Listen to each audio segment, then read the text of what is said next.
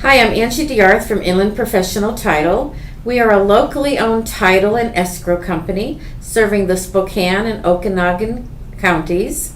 We will be doing a video blog every Thursday morning. You'll find them posted on our webpage at www.inlandprotitle.com, Facebook, Twitter, and Pinterest pages.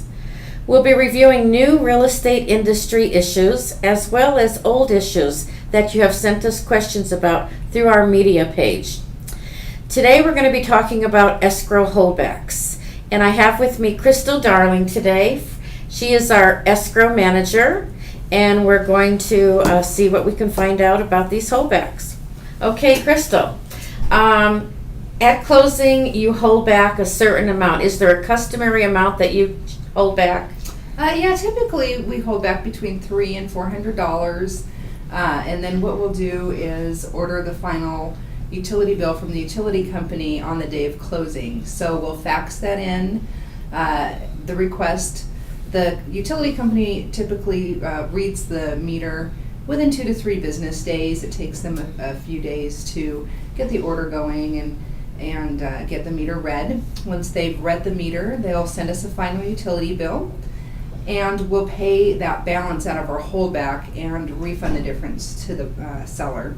So normally that process takes about 2 weeks, so it should be done in about 2 weeks. Once in a while I hear these horror stories of a purchaser opening their first bill and it's like $300-400 and they're really confused and they don't know what's going on. What happens in those kind of cases? You know, sometimes something will happen. The fax, we'll think that it went through and it didn't go through, or it just got lost, or it was forgotten at closing. Sometimes that happens as well. So what will happen is the buyer will receive that bill and realize that there's a previous balance on there.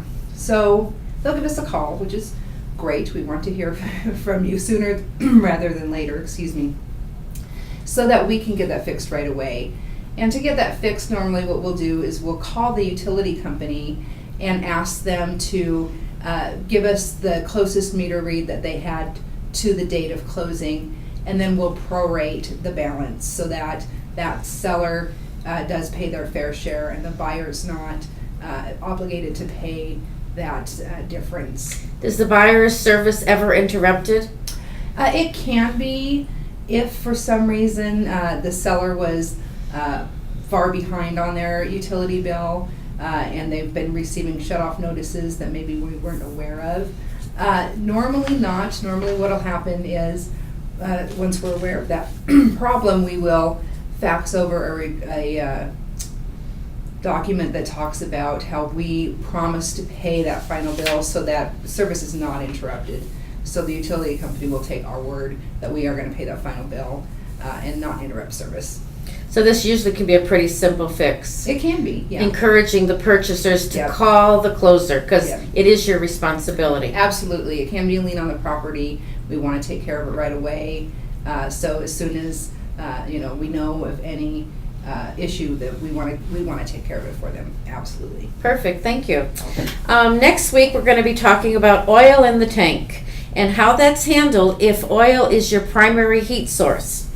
If you have any questions on title or escrow related issues, please direct them to the video blogs I told you about earlier, the website, Facebook, Twitter, or Pinterest pages, or you may contact our office directly at 509-922-2222.